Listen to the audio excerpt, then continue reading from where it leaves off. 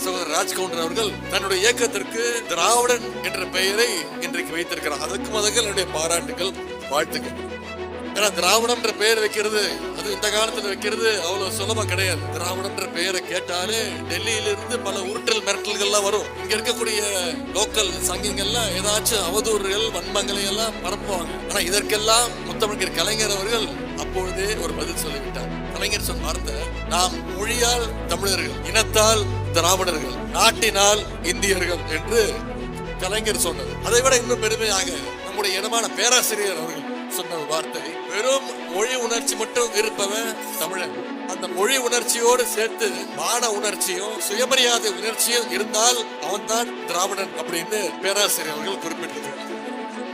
இந்த திராவிடன் அப்படின்ற சொல்ல தந்தை பெரியார் அவர்களோ, பேரறிஞர் அண்ணா அவர்களோ, டாக்டர் கலைஞர் அவர்களோ முதலாக பயன்படுத்தவில்லை. நாம கண்டுபிடிச்ச வார்த்தை கிடையாது. 1856 வருடம் திரு கால்டுவெல் அவர்கள் தென்னிந்திய மொழிகளை ஆய்வு செஞ்சு ஒரு புத்தகம் எழுதினார். அந்த புத்தகத்துடைய தலைப்பு திராவிட மொழிகளுடைய ஒப்பிலக்கணம் அப்படின்ற அந்த தலைப்பு. அதுல ஆரியர் அப்படின்னா யாரு, திராவிடன் அப்படின்னா யாரு, ஆரியர் திராவிடன் என்பதெல்லாம் ஒரு இனத்தை குறிக்கும் பெயர்கள்னு அவர் குறிப்பிட்டிருக்கிறார். இவ்வளவு தெளிவான வரலாறும் ஆய்வுகளும் இருந்தோம். இன்றைக்கும் நம்மளை வேண்டுமென்று சில சங்கிங்க இந்த திராவிடம்ன்ற வார்த்தைக்கு பல கலகங்களை கற்பிக்கிறார்.